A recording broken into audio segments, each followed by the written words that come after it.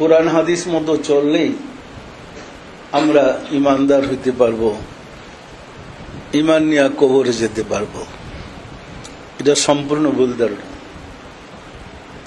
কোরআন মানুষকে মুক্তি দিতে পারে না, কোরআন মানুষকে সাহায্য করতে পারে না। যদি করত, সাদ্দাম হোসেনের ফাঁসি কাস্টে ঝোলার আগ পর্যন্ত তার হাতে কোরআন ছিল।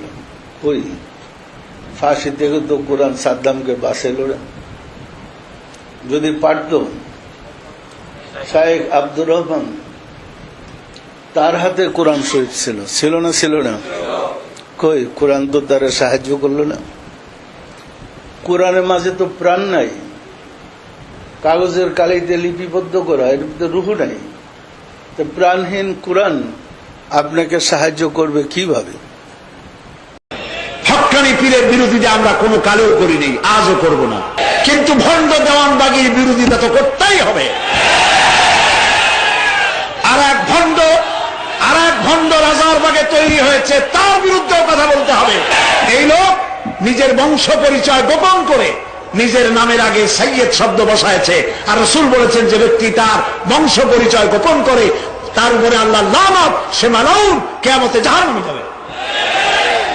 নিজের মুরিদ বানাতে গিয়ে সেই মুরিদের মাথায় টুপি, টুপির উপরে পাগড়ি, পাগড়ির উপর রুমাল দিয়ে পেঁচাইয়া একটা মুরিদের আলাদা সেকশন চালু করেছে। হাদিস শরীফে এ ধরনের আলাদা কোন পোশাক তৈরি করে ইসলামের জন্য নিষেধ। ভণ্ড দেওয়ানবাগী, মিথ্যেবাদী এবং ভণ্ড, তার থেকে গোটা জাতিকে বাঁচতে হবে, রক্ষা পেতে হবে।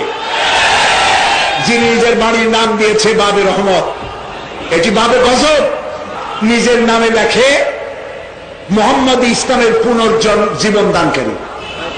বেয়াদব!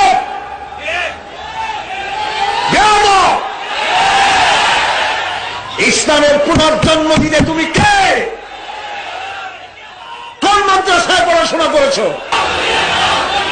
আল্লাহর কোন মুহাম্মদ সাল্লাল্লাহু আলাইহি ওয়াসাল্লামের ইসলাম নাই। মুহাম্মদ ইসলাম বলে কোন ইসলাম দুনিয়ায় নাই।